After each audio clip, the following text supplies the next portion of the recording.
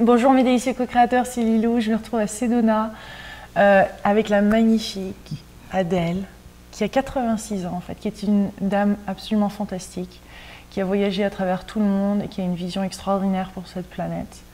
Donc c'est un plaisir de la voir en français parce que je viens de découvrir qu'elle parle français, donc on vient de faire une interview en anglais.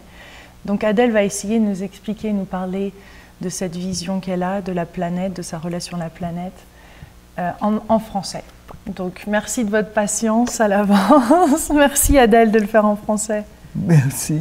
Merci. Vous avez écrit un livre qui est pour le moment qu'en anglais, mais qui est notre jardin sacré en fait, en français. Oui. C'est ça. Qui est notre planète? C'est la planète Terre? Oui, c'est la planète. Mais c'est aussi le jardin sacré de nos cœurs. Et ça, c'est ce que doit venir d'abord. Et on peut entendre les voix de toutes les créatures naturelles. Et c'est les savants aujourd'hui ont dit que la Terre est comme Gaïa, comme que c'est tout mouvant et alive. Vivant. Vivant, oui. C'est une terre vivante. Et je pense que c'est sacré. C'est un endroit magnifique. Ce que nous devons préserver. Nous devons la guérir. Et oui, heal. Mais pour la guérir, il faut qu'on se guérisse nous-mêmes. Oui. On est en directe Absolument. connexion avec. C'est une forme de méditation que tout le monde doit faire. Il y a beaucoup d'endroits, beaucoup de façons à faire ça. Mais pour les peintres, pour les artistes, c'est ce qu'ils font qu'on crée le travail.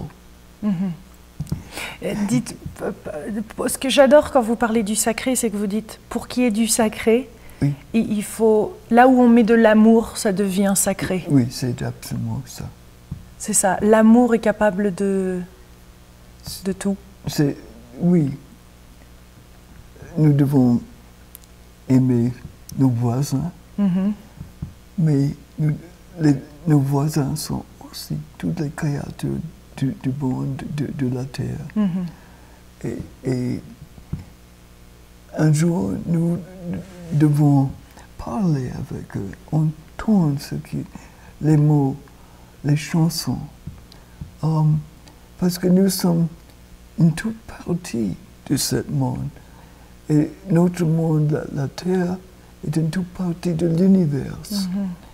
Mais la puissance de lumière qui est là, on dit que c'est le Dieu, là, mais c'est une lumière magnifique qui est dans nous et dans toute créature. C'est ce qui est sacré entre nous. Qu'est-ce que vous recommandez pour les personnes qui écoutent depuis la France ou depuis le Québec, qui parlent français aux francophones?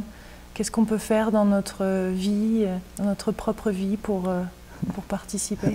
Je pense que les personnes de France savent bien comment aimer la Terre.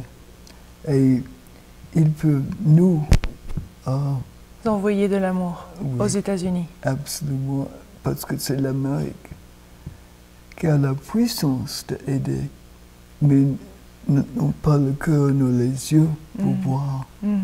Et ce n'est pas tout à fait vrai, parce qu'il y a beaucoup d'endroits où les gens font des petites choses dans une façon avec beaucoup d'amour. Et ça nous donne beaucoup de courage. Ce sont les visionnaires, les voisins qui sont les visionnaires, qui peuvent nous aider. Et nous devons, si nous avons des visions, nous devons les partager.